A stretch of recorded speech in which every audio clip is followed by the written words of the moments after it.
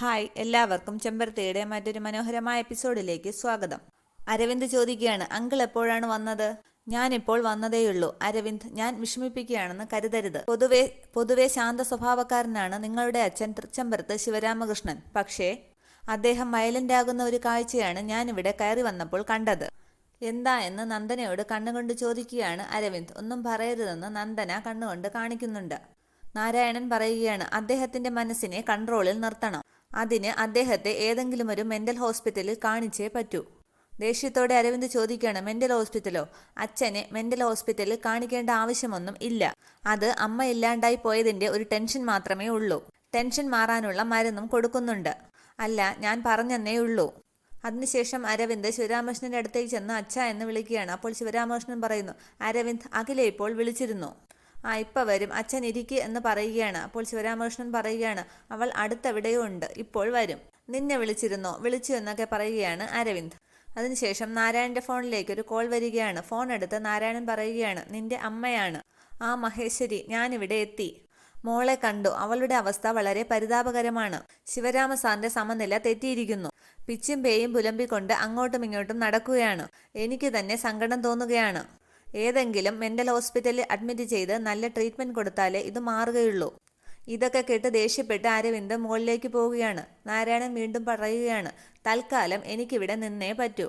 ഇവിടത്തെ കാര്യങ്ങളൊക്കെ ഒന്ന് പരിഹരിക്കണം. എന്നിട്ടല്ലേ എനിക്ക് വരാൻ പറ്റൂ. ശരി ശരി എന്ന് പറഞ്ഞ് ഫോൺ വിളിച്ച് പുറത്തേക്ക് പോവുകയാണ് നാരായണൻ. നന്ദന വിഷമിച്ച് അവിടെ തന്നെ നിൽക്കുകയാണ്. പിന്നീട് കാണിക്കുന്നത് ആനന്ദിനെയും സുബ്രുവിനെയും ഫാസിയെയുമാണ്. ഫാസി പറയുകയാണ്, അല്ല സുബ്രു, ഈ കല്യാണി ചേച്ചി പറയുന്നതിലും ഒരു ന്യായമില്ലേ? ഏതൊരു പെൺകുട്ടിയുടെയും ജീവിതാഭിലാഷമാണ് അമ്മയാവുക എന്നുള്ളത്. ആ സ്വപ്നം തകർത്തു കളയുക എന്ന് വെച്ചാൽ ആർക്കെങ്കിലും സഹിക്കാൻ പറ്റുന്ന കാര്യമാണോ അണ്ണ? സുബ്രു പറയുകയാണ്, തീർച്ചയായും നീ പറഞ്ഞതാണ് അതിന്റെ ശരി. കല്യാണിയുടെ സ്ഥാനത്ത് മറ്റ് ഏതൊരു പെണ്ണായിരുന്നെങ്കിലും ഇങ്ങനെ ആയിരിക്കില്ല പ്രതികരിക്കുന്നത്. ആനന്ദ് പറയുകയാണ്, ഏതായാലും എന്റെ അച്ഛൻ ഇങ്ങനൊരു ഹീനകൃത്യം ചെയ്തു എന്നുള്ളത് എനിക്ക് വിശ്വസിക്കാൻ പറ്റുന്നില്ല. സുബ്രു പറയുകയാണ്, അത് നിനക്കെന്നല്ല, ശിവരാമൻ അങ്കിളിനെ അറിയാവുന്ന ആർക്കും അത് വിശ്വസിക്കാൻ പറ്റില്ല. ശിവരാമൻ അങ്കിൾ മനഃപൂർവ്വം ചെയ്തതായിരിക്കണം എന്നില്ല. അങ്കിൾ അറിയാതെ അങ്കിളിനെ മറ്റാർക്കെങ്കിലും ഉപകരണമാക്കിക്കൂടെ? ഫാസി പറയുകയാണ്, അത് കറക്റ്റാണ് സുബ്രു അണ്ണൻ പറഞ്ഞത്. അങ്ങനെ സംഭവിക്കാം. ഉദരത്തിൽ കിടക്കുന്ന കുഞ്ഞിനെ നശിപ്പിക്കാനുള്ള ടാബ്ലറ്റ് ശിവരാമ സാറ് വഴി കല്യാണി ചേച്ചിക്ക് കൊടുത്തതാകാനാണ് 100% സാധ്യത. സുബ്രു പറയുകയാണ്, അതെ, അങ്ങനെ തന്നെയാണ് സംഭവിച്ചിരിക്കുന്നത്. എന്തായാലും സ്വയം മരുന്ന് കഴിച്ച് സ്വന്തം കുഞ്ഞിനെ ഇല്ലാതാക്കാൻ കല്യാണി ഒരിക്കലും ശ്രമിക്കില്ല എന്നുള്ളത് നമുക്ക് നന്നായിട്ടറിയാം. ഫാസി പറയുകയാണ്, അപ്പോൾ ഇതിനു പിന്നിൽ വേറെ ഏതോ ഒരാളുണ്ട്. അതാരാണെന്നാണ് അണ്ണൻ കണ്ടുപിടിക്കേണ്ടത്. സുബ്രു പറയുകയാണ്, നിങ്ങളുടെ കുഞ്ഞിനെ നശിപ്പിക്കാൻ ആ ഗുളിക നൽകിയ ശത്രു തൃച്ചംബരത്തുള്ളവരോ പുറത്തുള്ളവരോ ആകാം. ആ ലേഡി ഡോക്ടറെ സ്വാധീനിച്ചാൽ ഒരുപക്ഷെ നമുക്കതറിയാൻ പറ്റും. ഫാസി പറയുകയാണ്, അതെ, ആ വഴിക്കായിരിക്കും ഇത് സംഭവിച്ചിരിക്കുന്നത്. ആ ശത്രുവിനെയാണ് ആനന്ദണ്ണൻ കണ്ടുപിടിക്കേണ്ടത് എന്നാണ് ഞാൻ പറഞ്ഞത്. സുബ്രു പറയുകയാണ്, ആനന്ദ്, നിനക്കറിയാമല്ലോ, നീ കല്യാണിയെ കല്യാണം കഴിച്ചതിൽ ഒത്തിരി കണ്ണുകടിയും അസൂയവും വൈരാഗ്യവും ഉള്ളവർ ഒരുപാടുണ്ട്. അഖിലാന്റിയുടെ ശത്രുത സ്വാഭാവികം, അത് വിട്ടേക്ക്. അത് നിങ്ങളെയോ നിങ്ങൾക്കുണ്ടാകുന്ന കുഞ്ഞിനെയോ നശിപ്പിക്കാനുള്ള ശത്രുത അല്ലല്ലോ. അങ്ങനെ ഏതെങ്കിലും ശത്രുക്കളായിരിക്കും ഇതിന് പിന്നിൽ. അവരെ കണ്ടെത്തുന്നതിന് പകരം നീ കല്യാണിയോട് വഴക്കിടുകയല്ല വേണ്ടത്. നീ ഇങ്ങനൊന്നും ആയിരുന്നില്ലല്ലോ ആനന്ദ്. നിനക്കിത് എന്തു പറ്റി? നിന്നെ ഉപദേശിക്കാനുള്ള കഴിവൊന്നും ഉള്ളവനല്ല ഞാൻ. നിന്റെ മുൻപിൽ ഞാൻ ഒന്നുമല്ല. എന്റെ തകർച്ചകളിലും പതർച്ചകളിലും ഒരു കൈ തന്നും 1000 ബലമുള്ള വാക്കുകൾ കൊണ്ടും എന്നെ പിടിച്ചു നിർത്തിയിട്ടുള്ളവനാണ് നീ. നിന്നോട് ചിലതൊക്കെ പറയാനുള്ള സ്വാതന്ത്ര്യം നീ എനിക്ക് തന്നിട്ടുണ്ട്. അതുകൊണ്ട് ഞാൻ പറയുകയാണ്, കല്യാണിയുടെ മാനസികാവസ്ഥ കൂടി നീ മനസ്സിലാക്കണം. എന്നിട്ട് സ്നേഹം കൊണ്ട് എല്ലാം പരിഹരിക്കണം. ഫാസി പറയുകയാണ്, അണ്ണ, ന്യായം ആരുടെ ഭാഗത്താണെങ്കിലും അത് നമ്മൾ അംഗീകരിച്ചു കൊടുത്തല്ലേ പറ്റൂ. സുബ്രു പറയുകയാണ്, വീരസാഹസിക പ്രണയകഥയിലെ നായികാനായകന്മാരാണ് നിങ്ങൾ. നീ കണ്ടെത്തിയ പെണ്ണാണ് കല്യാണി. അവൾക്ക് ധൈര്യം കൊടുത്ത് കൂടെ കൂട്ടിയവനാണ് നീ. വീട്ടുവേലക്കാരിയായ ഒരു നാടൻ പെണ്ണിനെ താലി കെട്ടാൻ നീ കാണിച്ച ചങ്കുറ്റത്തിനും വിശാല മനസ്സിനും ഞാൻ നീ അറിയാതെ പലകുറി ആശംസകൾ നേർന്നിട്ടുണ്ട്. അതുകൊണ്ട് ഞാൻ പറയുകയാണ്, പിണങ്ങരുത് എന്നല്ല, പിണക്കമൊക്കെ ആകാം. പക്ഷെ ഏതൊരു പിണക്കവും ഒരു 5 മിനിറ്റിനപ്പുറത്തേക്ക് നീളരുത്. ഒന്നും മിണ്ടാതെ ആലോചിച്ചു നിൽക്കുകയാണ് ആനന്ദ്. പിന്നീട് കാണിക്കുന്നത് തൃച്ചംബരമാണ്. അവിടെ അടുക്കളയിൽ ശിവരാമകൃഷ്ണൻ വിശക്കുന്നു എന്നും പറഞ്ഞ് എല്ലാ പാത്രങ്ങളും തുറന്നു നോക്കുകയാണ്. ഒന്നും കാണാത്ത ശിവരാമകൃഷ്ണൻ കരയുകയാണ്. എനിക്ക് വിശക്കുന്നല്ലോ, എനിക്ക് ആഹാരം തരാൻ ഇവിടെ ആരും ഇല്ലേ? എന്റെ അഖില ഉണ്ടായിരുന്നെങ്കിൽ ഞാനിങ്ങനെ അടുക്കളയിൽ കയറി ഇറങ്ങേണ്ട ആവശ്യമുണ്ടായിരുന്നോ? അന്നേരം ശിവരാമകൃഷ്ണൻ അടുക്കളയിൽ നിന്ന് ചിരിക്കുന്ന അഖിലയെ കാണുകയാണ്. സന്തോഷത്തോടെ ശിവരാമകൃഷ്ണൻ അഖില എന്ന് വിളിക്കുകയാണ്. അഖില ചോദിക്കുന്നു, എന്താ കൃഷ്ണേട്ടാ? അന്നേരം നാരായണൻ സ്റ്റെപ്പ് ഇറങ്ങി താഴേക്ക് വരികയാണ്. നാരായണൻ സംസാരം കേൾക്കുന്നു. ശിവരാമകൃഷ്ണൻ ചോദിക്കുന്നു, എന്താ അഖില ഇത്? അഖില, നീ ഇതെവിടെയായിരുന്നു? എന്നെ തനിച്ചാക്കി നീ എവിടെയാണ് യാത്ര പോയത്? ഞാൻ ദേ ഇങ്ങ് വന്നല്ലോ. കൃഷ്ണേട്ടന്റെ അടുത്തല്ലേ ഞാനിപ്പോൾ നിൽക്കുന്നത്. അതിപ്പോ. ഒറ്റയ്ക്ക് സംസാരിക്കുന്ന ശിവരാമകൃഷ്ണനെ കാണുകയാണ് നാരായണൻ. ശിവരാമകൃഷ്ണൻ ചോദിക്കുകയാണ്, നീ എത്ര ദിവസമായി എന്നെ വിട്ടു പോയിട്ട്? ഞാൻ നിന്നെ കാണാതെ ആകെ വിഷമിക്കുകയായിരുന്നു. പക്ഷെ ഞാൻ പോകേണ്ടടുത്ത് ഞാൻ പോയല്ലേ പറ്റൂ കൃഷ്ണേട്ടാ. അഖില, നീ പോയതിൽ പിന്നെ എന്റെ കാര്യത്തിൽ ആർക്കും ഒരു ശ്രദ്ധയും ഇല്ല. ഇതാ എല്ലാരും പറയുന്നത്, സഹധർമ്മിണി ഇല്ലാത്ത ജീവിതം ചിറകൊടിഞ്ഞ പക്ഷിയെ പോലെ ആണെന്ന്. ഇതൊക്കെ കണ്ട് നാരായണൻ മനസ്സിൽ വിചാരിക്കുകയാണ്, ഇയാൾ മരിച്ചുപോയ അഖിലയോടാണല്ലോ സംസാരിക്കുന്നത്. അപ്പോ ആത്മാവിനെ ഇദ്ദേഹത്തിന് കാണാൻ പറ്റുമോ? അഖില പറയുകയാണ്, ഞാൻ കൃഷ്ണേട്ടനെ വിട്ട് എവിടേക്കും പോകില്ല. എപ്പോഴും കൃഷ്ണേട്ടന്റെ കൂടെ ഉണ്ടാകും. കൂടെ ഉണ്ടാവണം അഖില. നീ ഇനി എന്നെ വിട്ട് ഒരിടത്തേക്കും പോകരുത്. പോവോ അഖില എന്ന് ചോദിക്കുകയാണ് ശിവരാമകൃഷ്ണൻ. ഇല്ല ഇല്ല ഇല്ല, ഒരിടത്തേക്കും പോകില്ല, ഉറപ്പ്. ഇത് കേട്ട് സന്തോഷത്തോടെ ചിരിച്ചു നിൽക്കുകയാണ് ശിവരാമകൃഷ്ണൻ. നാരായണൻ പറയുകയാണ്, ഇങ്ങേർക്ക് ഭ്രാന്ത് കൂടുതലാണല്ലോ. അരവിന്ദിനോട് പറയണം എന്ന് പറഞ്ഞ് നാരായണൻ മുകളിലേക്ക് പോവുകയാണ്. അതിനുശേഷം നാരായണൻ അരവിന്ദിന്റെ റൂമിൽ ചെന്ന് വാതിൽ തട്ടി അരവിന്ദ് അരവിന്ദ് എന്ന് വിളിക്കുകയാണ്. വാതിൽ തുറന്ന് അരവിന്ദ് ചോദിക്കുകയാണ്, എന്താ അങ്കിൾ? നന്ദന, അവൾ നല്ല ഉറക്കമാണ്, വിളിക്കണോ? ഏയ് വേണ്ട. അരവിന്ദ വാതിൽ ചാരിയിട്ട് ഒന്ന് ഇങ്ങോട്ട് വന്നേ.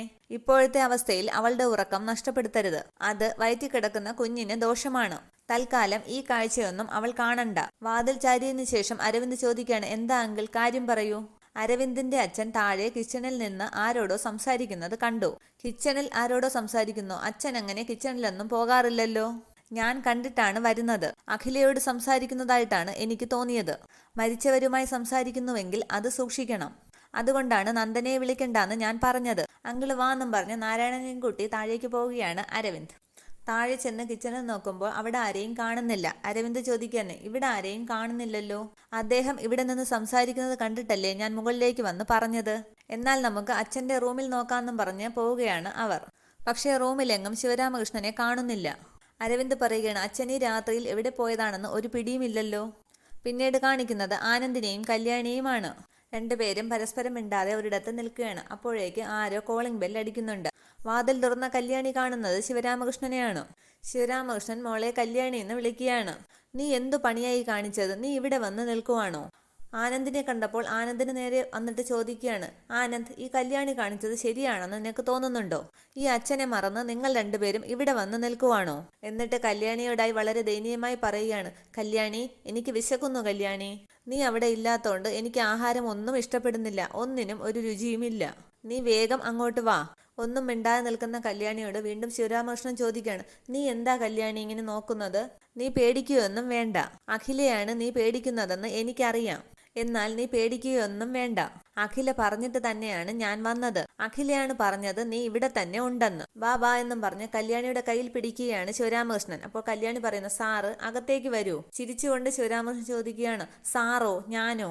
നിനക്ക് ഞാൻ എന്നു മുതലാണ് സാറായത്? നിന്നെ ഞാൻ ഏത് സ്കൂളിലാണ് പഠിപ്പിച്ചത്? എന്നിട്ട് ആനന്ദിനോട് പറയാണ്, കേട്ടോ ആനന്ദ്, അവൾ പറഞ്ഞത് കേട്ടോ നീ? അവൾ നിന്റെ അച്ഛനെ വിളിക്കുന്നത് സാറേന്ന്. സ്വന്തം ഭർത്താവിന്റെ അച്ഛനെ വിളിക്കുന്നത് സാറേന്ന്. എന്നിട്ട് സങ്കടപ്പെട്ട് ശിവരാമകൃഷ്ണൻ പറയുകയാണ്, ആ വിളിയിൽ തന്നെ അറിയാം നമ്മൾ അന്യോന്യം എത്രയൊക്കെ അകന്നു എന്നുള്ളത്. അകലങ്ങൾ കൂടുന്തോറും എല്ലാവരും തമ്മിലുള്ള ആത്മബന്ധം കുറയും. മോനെ ആനന്ദെന്ന് ശിവരാമകൃഷ്ണൻ വിളിക്കുമ്പോൾ അച്ഛ എന്ന് പറഞ്ഞ് അടുത്തേക്ക് വരികയാണ് ആനന്ദ്. മോനെ ആനന്ദ്, അച്ഛനൊക്കെ ഇനി എത്ര കാലം? സമയമില്ല. നാഴികമണിയുടെ സ്പന്ദനതാളം ആർക്കു വേണ്ടിയും കാത്തുനിൽക്കില്ല. പോകാനുള്ള ടിക്കറ്റ് എപ്പോഴാണ് വരുന്നതെന്ന് ആർക്കറിയാം? ഓർക്കാപ്പുറത്തായിരിക്കും വിളിക്കുക. വിളിച്ചാൽ പോയല്ലേ പറ്റൂ. അതുകൊണ്ട് കല്യാണി, ഇനി പഴയ കാര്യങ്ങളൊന്നും പറഞ്ഞ് പിണങ്ങാനൊന്നും ആർക്കും നേരമില്ല. എല്ലാം മറക്കാം. അഖില ഇപ്പോൾ പഴയ അഖിലയല്ല. അവള് നിങ്ങളോടുള്ള പിണക്കമൊക്കെ മറന്നുകളഞ്ഞു. അച്ഛൻ ആനന്ദ് വിളിക്കുമ്പോൾ അതേ ആനന്ദ് എന്ന് പറയുകയാണ് ശിവരാമകൃഷ്ണൻ. എന്നിട്ട് ആനന്ദിനോട് ചോദിക്കുകയാണ്, എന്താ ആനന്ദ്, നിനക്കിനിയും നിന്റെ അമ്മയോടുള്ള വാശി തീർന്നിട്ടില്ലേ? അവള് നിന്നെ എത്രയേറെ സ്നേഹിക്കുന്നുണ്ടെന്ന് എത്രയാവർത്തി ഞാൻ നിന്നോട് പറഞ്ഞിട്ടുണ്ട്. എന്നിട്ടും നീ അതൊക്കെ മനസ്സിൽ വച്ചാലോ? രുചികരമായ ആഹാരം കിട്ടിയിട്ട് എത്ര നാളായെന്ന് ഞാൻ പറഞ്ഞപ്പോൾ അഖിലയാണ് നിർബന്ധം പിടിച്ചത്, കൈപുണ്യമുള്ള കല്യാണി വച്ചുണ്ടാക്കിയാലേ ആഹാരത്തിന് രുചിയുണ്ടാവൂ എന്ന്. കൃഷ്ണേട്ടൻ ഓടിപ്പോയി കല്യാണിയെ വിളിച്ചുകൊണ്ടുവാ എന്ന്. അവളുടെ അനുവാദം കിട്ടേണ്ട താമസം. ഞാൻ പുറപ്പെട്ടു. എന്താ വരാത്തത്? നിങ്ങൾ വരുന്നില്ലേ? ആനന്ദിനോട് പറയാണ്, നീ വരുന്നില്ലെങ്കിൽ വരണ്ട, അഖില അവിടെ കാത്തിരിക്കുകയാണ്. ഞാൻ കല്യാണിയും കൊണ്ട് പോകാം. വാ കല്യാണി, പോകാമെന്നും പറഞ്ഞ് കല്യാണിയെ വിളിച്ച് പുറത്തേക്ക് ഇറങ്ങുകയാണ് ശിവരാമകൃഷ്ണൻ. അച്ഛ എന്ന് വിളിച്ച് ആനന്ദ് പുറകെ പോകുന്നുണ്ട്. ശിവരാമകൃഷ്ണൻ കാറിന്റെ ഡോർ തുറന്ന് കല്യാണിയെ അകത്ത് കയറ്റുകയാണ്. അതിനുശേഷം കല്യാണിയും കൂട്ടി അവിടെ നിന്നും പോവുകയാണ് ശിവരാമകൃഷ്ണൻ. റോഡിൽ നിന്ന് ആനന്ദ് ഫാസിയെ ഫോൺ ചെയ്യുകയാണ്. ഫാസി, വണ്ടിയെടുത്ത് നീ വേഗം വീട്ടിലേക്ക് വാ. അച്ഛനെ കാണാതെ തൃച്ചംബരത്ത് വിഷമിച്ചു നിൽക്കുകയാണ് അരവിന്ദ്. നാരായണൻ പറയുകയാണ്, രാത്രി സമനില തെറ്റിയ ഒരാൾ ആരോടും പറയാതെ എങ്ങോട്ടോ ഇറങ്ങി പോയിരിക്കുന്നു. അദ്ദേഹത്തിന്റെ കാര്യത്തിൽ ഇവിടെയുള്ള ഒരാൾക്കും ഒരു ഉത്തരവാദിത്വവും ഇല്ല. രാത്രി ഡ്രൈവറെ വിളിച്ചാണോ കാർ എടുത്ത് പോയിരിക്കുന്നതെന്ന് ആർക്കറിയാം? ഇനി ഒറ്റയ്ക്കാണ് പോയതെങ്കിൽ എന്തെങ്കിലും സംഭവിച്ചാൽ നമ്മൾ എന്തു ചെയ്യും? അച്ഛൻ അങ്ങനെ ആരോടും ചോദിക്കാതെ പുറത്തു പോകുമെന്ന് ഞങ്ങളൊന്നും കരുതിയില്ലല്ലോ അങ്കിളെ. നാരായണൻ പറയുകയാണ്, കരുതണം. മനോനില തകരാറിലായ ആളുകൾ എന്തും ചെയ്യും. ശിവരാമകൃഷ്ണന്റെ കാര്യത്തിൽ ഒരു തീരുമാനം എടുക്കേണ്ടത് നിങ്ങൾ മക്കൾ രണ്ടുപേരും കൂടിയാണ്. ആനന്ദ് ഇവിടെ ഇല്ലാത്തത് കൊണ്ട് തീരുമാനം അരവിന്ദിന് എടുക്കാവുന്നതേയുള്ളൂ. അരവിന്ദ് പറയുകയാണ്, ബ്രോ ഉള്ളപ്പോൾ ഞാൻ ഒറ്റയ്ക്ക് തീരുമാനങ്ങളൊന്നും എടുക്കാറില്ല. അങ്ങനെയുള്ള ഒരു പതിവൊന്നും ഇവിടെ ഇല്ല. നാരായണൻ പറയുകയാണ്, പതിവുകൾ പലതും തെറ്റിക്കേണ്ടി വരും. ആനന്ദ് തൃച്ചംബരത്തോടകന്ന് മറ്റൊരിടത്താണ് താമസിക്കുന്നത്. തന്നിഷ്ടപ്രകാരം വിവാഹം കഴിച്ച് ഇവിടെ നിന്നും ഇറങ്ങിപ്പോയ ആളാണ്. അരവിന്ദ് ദേഷ്യത്തോട് ചോദിക്കുകയാണ്, എന്ന് വെച്ച് ബ്രോ തൃച്ചംബരത്തെ മൂത്ത മകനല്ലാതായി മാറുമോ? ഒന്ന് ശാന്തനായി അരവിന്ദ് പറയുകയാണ്, അങ്കിളെ, ഇവിടെ ഇപ്പോൾ നമ്മൾ തമ്മിൽ ഒരു തർക്കത്തിന്റെ ആവശ്യം ഇല്ല. എത്രയും പെട്ടെന്ന് അച്ഛൻ എങ്ങോട്ടാണ് ഇറങ്ങിപ്പോയതെന്ന് കണ്ടുപിടിച്ച് കൂട്ടിക്കൊണ്ടുവരണം. പക്ഷെ എവിടെ? നാരായണൻ പറയുകയാണ്, കണ്ടെത്തിയാൽ മാത്രം പോരാ, അദ്ദേഹത്തെ എത്രയും പെട്ടെന്ന് ഏതെങ്കിലും ഒരു മെന്റൽ ഹോസ്പിറ്റലിൽ അഡ്മിറ്റ് ചെയ്യണം. വീണ്ടും അരവിന്ദ് ദേഷ്യപ്പെടുകയാണ്. മനോനില തെറ്റിയെന്നും പറഞ്ഞ് അച്ഛന് പ്രാന്തൊന്നും ഇല്ല. അമ്മ മരിച്ചുപോയി എന്നറിഞ്ഞപ്പോൾ ഉണ്ടായ ഒരു ഷോക്ക് മാത്രമാണ്. അതിന് മരുന്ന് കൊടുക്കുന്നുണ്ട്, അത് പതുക്കെ മാറിക്കോളും. നാരായണൻ പറയുകയാണ്, അത് മാറിക്കോളും എന്ന് പറഞ്ഞ് കാത്തിരുന്നാൽ ഇതുപോലെ ഇനിയും സംഭവിക്കും. ഇനി മുതൽ അദ്ദേഹത്തിന്റെ കൂടെ ഇവിടെ എപ്പോഴും ഒരാളുണ്ടാകണം. അരവിന്ദ് പറയുകയാണ്, എവിടെയാന്ന് പറഞ്ഞിട്ടാ പോയി തിരക്കുക ദൈവമേ. ഞാൻ എന്തായാലും ഒന്ന് നോക്കിയിട്ട് വരാം എന്ന് പറഞ്ഞ് പുറത്തേക്ക് ഇറങ്ങുമ്പോഴാണ് ശിവരാമകൃഷ്ണന്റെ വണ്ടി തൃച്ചംബരത്ത് വരുന്നത്. അരവിന്ദ് പറയുകയാണ്, അച്ഛനല്ലേ ഇത്?